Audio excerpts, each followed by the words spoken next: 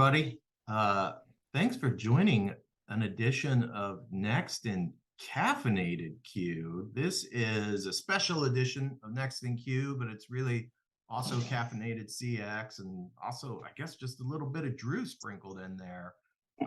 Welcome, everybody. Why don't we go around the horn and introduce ourselves?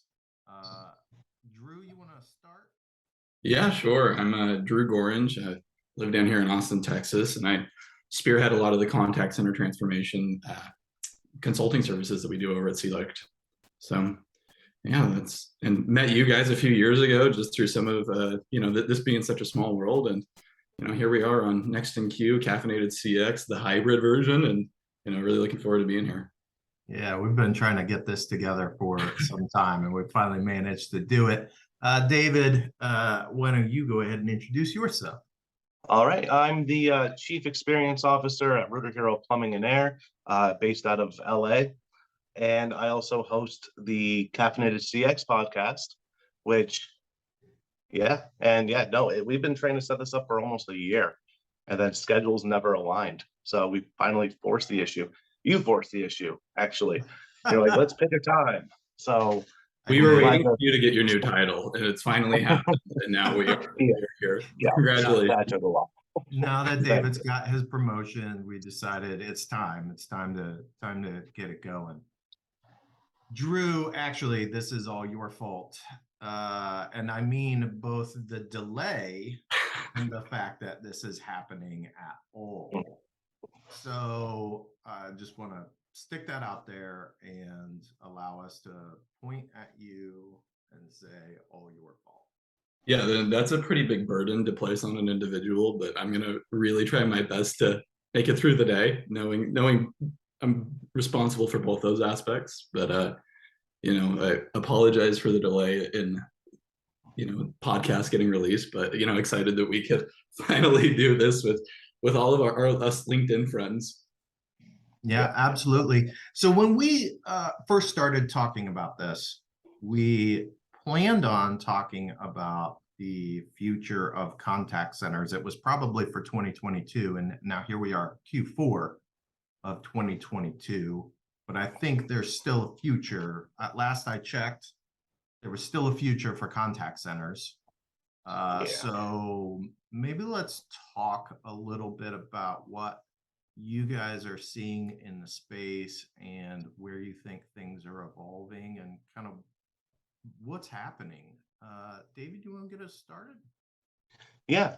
I know the latest push for the last couple of years, at least, was the whole AI thing, right? Like every company had a color or a word and then .ai, right?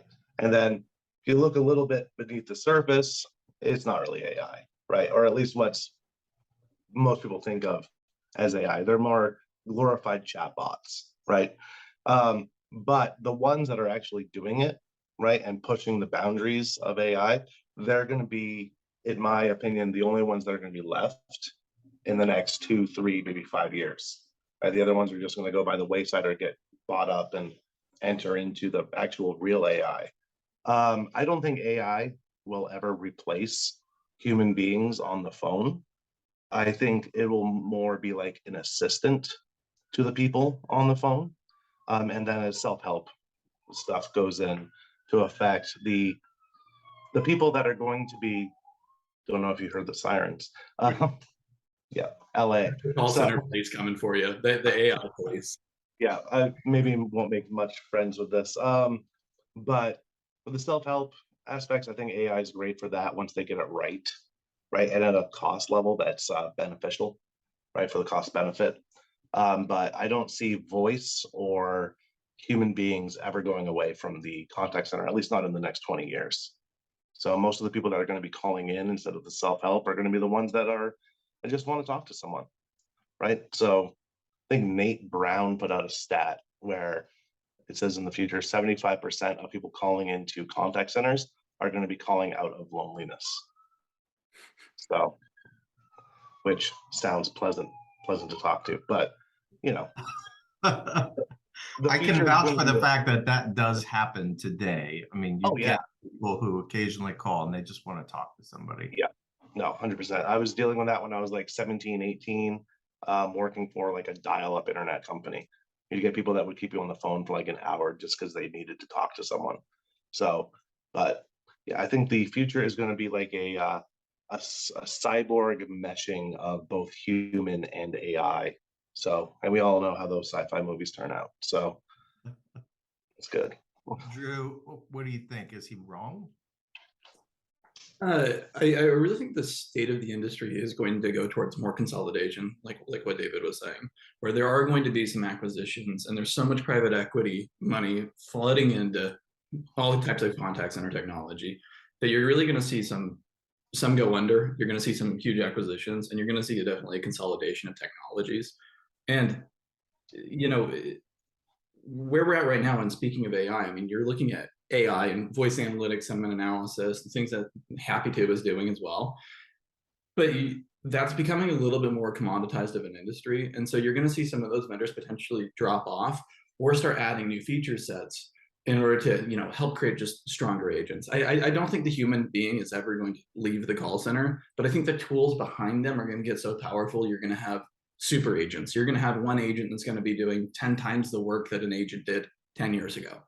And so as you're going to see these more complex tools come out that are able to support that, you are going to see some super vendors. You're going to see one vendor that does 8 things really, really well because they were fueled by all of that, you know, injection of money. But, you know, there's going to be some broken eggs along the way. Yeah. You know, I think one of the things that I see is that there is a difference between what's going to happen at the enterprise level of the market and what's going to happen at the SMB level of the market. So there's, at the enterprise level, Drew, you are 100% right. You are going to see consolidation. We see that just in the call centers. You see it in the tech space. There are only a handful of players if you are looking to outsource, right? They're the really, really big guys. And that's going to happen with the tech too. It'll be interesting to me, though, to see these smaller companies that maybe are insourcing their contact center. They only have a small amount of agents, and they may not want to deal with those enterprise level technologies, and the enterprise level technologies may not really want to deal with them, right? It's a small fish for them. So I think where you're going to see some divide is there when it comes to consolidation. Like, how big are you? The other thing that I 100% agree with both of you on is just that agents aren't going anywhere. It's just a matter of what they do and what tools they have. I do think the one thing that people need to get prepared for is that as we get more things that are self-service, right? I just recently talked to Mark Levy about digital transformation. And certainly at the enterprise level, that's happening a lot, right? Lots of self-service, lots of ways that we can not interact with humans and get things done. And I know some people are really big on that. But the things that we call people for are going to become more and more complex. That's where AI tools are going to help. But I do think that handle times are going to go up as a result. We'll see less volume, but we'll see longer interactions because they become more complex and people want to spend more time. That's, you know, a little bit of speculation on my part, but that's what I see. What do you guys think? Drew, you want to go first? I think you're entirely right. I think types of services are getting more complicated. And as companies start to implement new strategies towards self-service or call deflection, and they're making it so that they're having, you know, not password resets, calls are coming in, and they're starting to make it so high-value agents are taking on high-value tasks and calls, you are going to start seeing these more complicated issues arise. Yeah, I think you really did hit the nail on the head right there. Yeah, no, I agree. It's handle time is going to go up by a lot, right? And since the agents will be more specialized and dealing with more high value tasks, pay is going to go up, at least in the States, for like in-house call centers, right? You can't have someone at minimum wage dealing with complex issues and expect them to like, show up to work, right? It's one thing if you're just booking appointments or like, taking an order over the phone, but once those complicated issues start coming up, it's you're going to have to fork over some money, at least if you have an in-house call center. So, which on top of the technology that we're talking about, that's going to be a major financial strain for a lot of these small to medium businesses, right? So, which leaves outsourcing, I guess, but not everyone wants to do that, Well, and the tough part about that as well is so many industries are hyper commoditizing, where really their differentiating feature is how they're handling their customers. You look at kind of the brand recognition that companies like Chewy is getting, and it's a marketplace for pet supplies, and that's not this groundbreaking process, but look at the kind of dedication and the kind of revenue that they're driving out of just customer loyalty. I mean, that is a differentiating factor for so many companies that are able to make a phenomenal amount of money out of it. And a lot of that comes down to also how their contact center is set up, because that's the best crossroads of marketing. It's your best touch point with customers going forward. They're coming into you. You can educate them on every aspect of what your business is going for. And in a lot of situations, that leads to upsells. And if that's not even your goal, leading to information and providing them with that will drive revenue and drive upsell opportunities for a call center. And so we're going to have these fundamentally more complicated tasks, which is going to increase average handle time. But that should, in theory, be driving the value that people are getting out of brands as well. And it's a reinforcing, situation, self-reinforcing. Yeah, totally agree with that. And if it all works out, the customer experience will actually increase because, as you guys might know, you probably do. I know you do. It's like customer satisfaction is at a 18-year low right now, right? Because people are just tired of it. People are tired of waiting on hold for an hour. People are tired of being like hung up on mid queue, or hey, thanks for calling ABC company, click, stuff like that, which happened to me the other day. So it's fantastic. Waited 45 minutes on hold just to be hung up on during the agent's greeting. Fantastic. Loved it. But with all this stuff and all this consolidation and all this new tech, and if we can get the agents to take on more complicated tasks, the customer experience is just going to like 10x, which is amazing, and what we should all be striving for. So, Drew, you brought up Chewy, and this a couple of things that are going through my mind.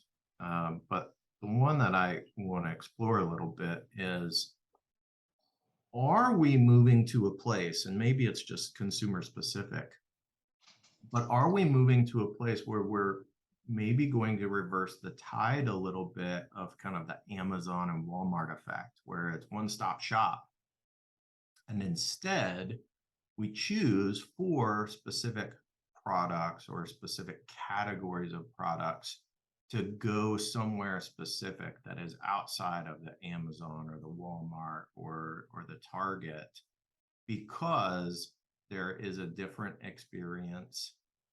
And even though we can get that same product somewhere else, maybe for less money, that we choose to spend a little bit more because we're getting a better experience.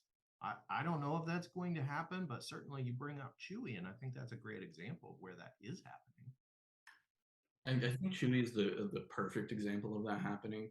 Do I think that that's going to be the whole market shift? And it's hard to bet against Amazon on really anything, I mean, that's a scary thought. I really don't know. I think that there's always going to be really two schools of thought, though. There's going to be the people that are going to value a little bit more of that service, and there's going to be, college students and people that just want to save a couple bucks here and there. So I don't think it's going to swing in the direction of more expensive, a better service quite yet. But I do think people are starting to understand the value of how they're being treated. And, the tough part about comparing Amazon to a lot of other companies is Amazon just gets it right. And when they don't get it right, they fix it very quickly. You get the wrong package, that thing is on your doorstep the next day. And quantifying that, the feel of working with them, is incredibly difficult, at least from a consumer standpoint. Yeah. And companies are always going to want to try to replicate that because they're also doing it significantly cheaper than a lot of other companies, especially from their customer experience side. However, I don't think it's incredibly replicable.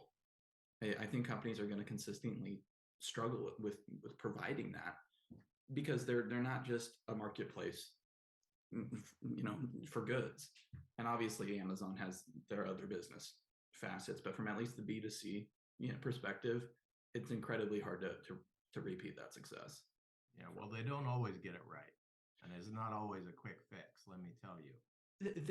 They don't, but how often they do get it right and how often they are able to fix it more quickly, it does drive brand retention, customer loyalty.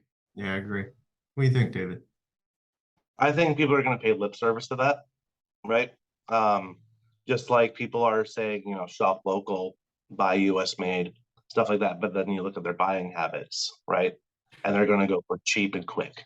Mm-hmm. So, and I think it's well and good that smaller companies are increasing their customer experience because they're going to get a core group of customers, right?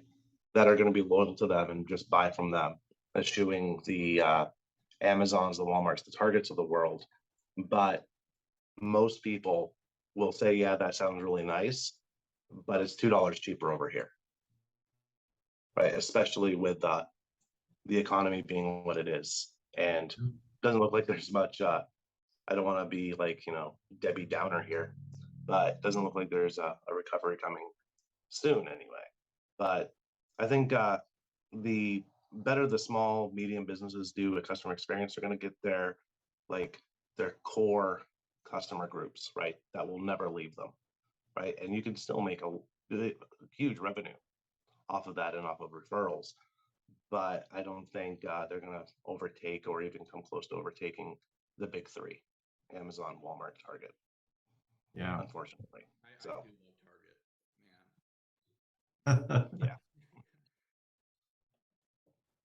So one of the other things that I'm thinking about, and David, your industry, I think, is a perfect example of this, is the consolidation of tech in a particular niche. So your company uses a technology called Service Titan, right? Yeah. And there are other similar things that cater just to a specific industry where it's like everything's all in one. You don't need this tech stack that includes like 20 different systems. You just get one system that does all those 20 different things. So I know you experienced that firsthand. Drew, are you seeing other verticals that are utilizing or seeing similar emerging technologies that just cater to one industry? I mean, you're always going to have industry specific tech stacks. I mean, you look at, financial services has their own, their own tech stack. Medical has their own tech stack. Everyone's going to have a little bit of the seasoning, which makes them different. And from a vendor strategy standpoint, I mean, niches make riches. Tiger Woods knee doctor is going to make more than general practitioner because if you're the guy or you have the technology, you're going to attract customers. But I think a lot of the tech companies, as we were kind of saying earlier, are starting to consolidate and try to offer more holistic package for general industry. And you look at some of the things that like Nice and Contact and Five9 are doing, where they're purchasing all of these other tech companies and trying to build a singular platform on which you can run all your customer communications out of. I mean, yeah, I think things are trending in that direction to an extent, but it's going to be similar to the paradigm we were talking about with Chewy versus Amazon, specialized, and there's going to be general. And I think there's going to be a healthy balance between both, but I think that stuff like Service Titan is always going to be around, and it's a great solution for what it does. It really, really is. So I didn't spend much time on it, David, but you want to talk a little bit about kind of how all of that works with Service Titan. I mean, for people that aren't familiar with your industry and that kind of technology. Yeah. And so Service Titan and our company has the benefit and the luxury of being the company that helped start Service Titan. Our founder actually went in and like made most of the reporting, most of like pretty much everything. Like they were just drilling him for ideas. He was like the first investor in it. And there's a funny story of how they tricked another company into thinking they were bigger than they are with like random stuff on an iPad, passing it back and forth. But funny story. But yeah, it's all in one, all the calls, right, come in through it, which is amazing. The customer data is right there. So connected to the calls, and chat is there. Online scheduling is there. Online payment widgets. And that's not to even include the plumber or the HVAC technician part of it, right? Just the office side alone is probably the best call center software I've seen. And I know both of you know this, but like, remember the call centers where there's like 5 different systems, right? And you have to bounce between each one per call. Like, oh, soft phone's over here. Oh, I had to put this information in. Oh, they want to buy something. You got to open up this DOS program, right? So it's The ridiculous. kids don't know what that is, David. They don't know what that is. You know what? The last DOS program I used was for a bank call center, and that was back in 2009. So, and they're a big bank too, so who knows? But yeah, it's you can't expect people to like really bounce between 5 different systems when there's systems out there that have everything in one, right? That should be the goal, right? And like you can have overlays, right? But the bouncing between systems is either really bad design on the part of the IT department, right? Or they just got, sold a bunch of different systems, which kudos to the salesperson. Or they're an outsourcer. Or they're an outsourcer. Yeah. Yeah, it's a little different for us outsourced guys. Yeah. I love simplicity. I love basic stuff. I love how you can train someone on a system in an hour and just spend the rest of the time on scripts and customer experience. Yeah. So it's like the system should be the easiest thing for the customer service agent to learn.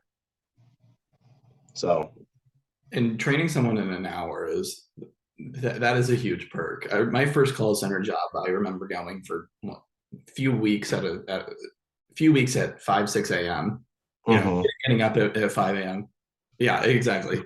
And so I was at a financial services company, and getting up there doing these 7, 8 hour long classes every single day, 5 days a week for all those weeks, and that onboarding an agent cost that company a significant amount of money. I didn't go in there feeling confident whatsoever, and then I churned relatively quickly as well. I was not a very good call center agent, but there's huge inefficiencies.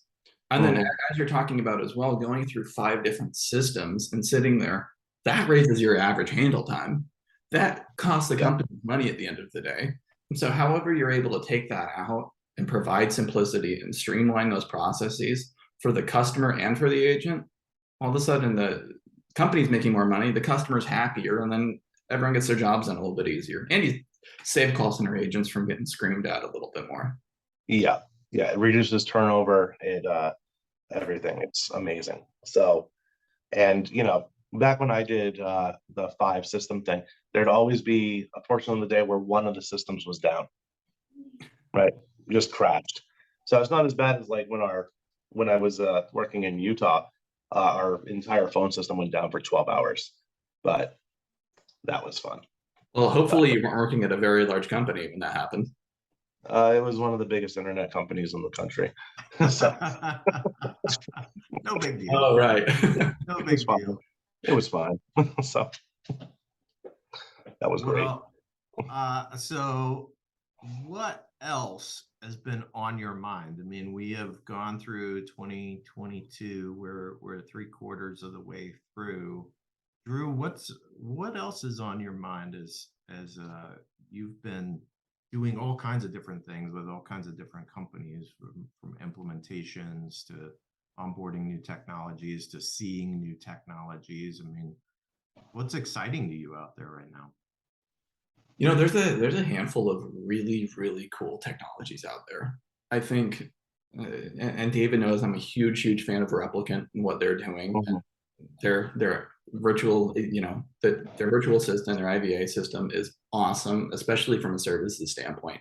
Being able to automate outbound calls can provide huge business benefits, and make sure that, you know, you're not sending technicians out somewhere and customers not ready for their appointment. You look at companies as well, like UJet, that's another company I think is awesome. They have a federated cloud system, so at any point they're running active cloud instances. So there's really virtually no way that that can go down and totally damage, you know, a whole call center for any companies. I'm trying to think of Sanus. If you guys have seen Sanus, that thing is Yeah. scary in a lot of ways. I know people that have said it's incredibly unethical and they have huge problems with it. And I think despite ethics or morality or anything being applied to that, I think it's really going to shake up a lot of the industry. I very much do, because I think you're going to see a lot of companies start to shift out of the United States, put more of their base in the Philippines, in Mexico, really wherever, in India, make it appear to be an American agent and save a boatload of money on their side. So that's one of the things that keeps me up at night a little bit, is thinking about that technology and how that's going to shake up our whole industry. But you know, there's so many cool techs out there right now, and it is kind of a shame that we are in an economic downturn, because you are going to see some collapse. You are going to see those acquisitions where in an upturn economy, they're allowed to grow a little bit more organically, and we're able to get a little bit more choices. I don't know. We're in a super interesting time with call center. Call center has never been more appreciated than it is right now. It's never been more in public eye, along CX, everything along those lines. And so just seeing what people are coming up with, though, has just been one of the more exciting things, and that I've been looking forward to, and you know, really happy to be a part of this industry because of really the direction it's going. Yeah, I think one of the things that Sanus can't do is it can't make you familiar with local things. So you will never be able to replicate idioms. You'll never be able to replicate, you know, talking about the weather last week, or, you know, those kinds of things. Yes, you can use technology to do some of that, but there's a lot of effort versus just having a really natural conversation about, you know, the cool restaurant that is just around the corner when you're dealing with local stuff, right? If it's not local, then, and it just depends. What's your business? And I think that's one thing that everyone has to keep in mind is, what's your business? What's the scale of your business? What experience are you trying to provide? And that will inform you what kind of technology you need, how you want to run a contact center. Is it US only? Is it local insourced? Is it outsourced? Are you going near shore? Are you going offshore? Like, all of those things are dictated by your business needs, your brand voice, and those types of things. And it's never one size fits all. I agree to an extent. And this is entirely speculation, but look at things like Observe AI is able to do, where they can identify certain calls or certain words that are being spoken, you know, on all your incoming calls. And Call Miner can do the same thing. And there's obviously a handful of Happy to absolutely can. I knew I was missing the most important one. But as those technologies get more and more advanced and smarter, and when we're starting to see agent assist come in as well, why can't we merge those? Why can't you have a call coming in from Kansas, and you're going to pull data saying, here's all of the calls coming in from Kansas, and they're referencing these things, and pop those into an agent assist system. Agent assist is a lot further along than people realize. It's fantastic for sales, compliance, training, everything along those lines. But I think we're going to see something like that in the next 5-10 years, where you're going to be able to scrub based on region even, and go, hey, here are some of the talking points that someone from this region would find important. Then you overlay it with something from Sanus or a technology akin to that. I think we're in for some real sci-fi kind of stuff in the future. Look, if you can get the AI to talk about my undefeated Jayhawks matching up against the TCU Horned Frogs, who are also undefeated this weekend in real time, you might be onto something, right? But those are the types of things that I think it will always struggle with, or the kind of personal interests that we have, where we want to talk about something and make that connection, that human connection, right? I mean, I just don't see it yet. Is it 5 years, 10 years away? Maybe. Yeah, it's definitely not here yet. And it's obviously going to have to scrub for, frequent conversations. And really, we'll never have to worry about another Kansas Jayhawk season like this again. So it'll be low on the data. But I think you're wrong, and hopefully, when this airs, the Cardinals are moving on in the playoffs and have defeated the Phillies. So for all of you non-sports loving fans, I'm keeping you up to date on everything. See, I never will have anything to worry about in this regard, because I'm a Utah Jazz fan for basketball, and I'm a Denver Broncos fan, and those provide me with more anxiety than anything else. And Utah Utes, who lost to Florida already this year, so I don't have to worry about winning seasons. I'll never have those conversations. You know what? Us Kansas football fans thought the same thing once upon a time. It can't happen. Yeah. I'm holding out for the Utes. They're an awesome football team, but the Jazz depressed me a lot more. I understand where you're coming from. Yeah. David, you want to give us the last word before we get out of here today? Yeah. So in a lot of these conversations, I end up sounding like a Luddite or Ted Kaczynski without the cabin. So because I view humans and humanity a little bit more favorably than AI or other tech, right? I always have. And I think you were exactly right with Stannis. It's like, yeah, cool. It'll sound like a person down the street from you, but the rapport building, right? That's going to be difficult. And maybe in the next 5 to 10 years, there'll be stuff that will feed into the agent where, like, oh, the weather is this last week in your location. But if they don't nail that, right? If they don't nail it, or they don't use it, it's going to be for nothing. So I think it's the technology is a little bit creepy. I also think it's really awesome. So, but I think the human matters more in a contact center, because they're dealing with other humans, right? And I don't think that'll ever go away. And it doesn't matter how much tech you put on top of it, the human element is always going to be there. And the people that are trying to reduce staff counts, which saves money in an economic downturn, that can't hurt, right? But you can always tell how customer centric a company is by what department they cut first.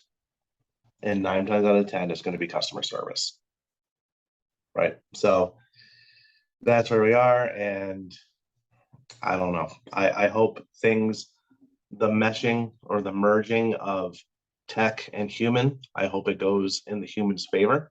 right? So, unless we get universal basic income, there's going to be a lot of dispossessed people. So I think we should have a good balance between the two. So that's my final word on the future of the contact center is keep it human. Augment it, but keep it human. I love it. And I'm still waiting on my jetpack. So, Me too.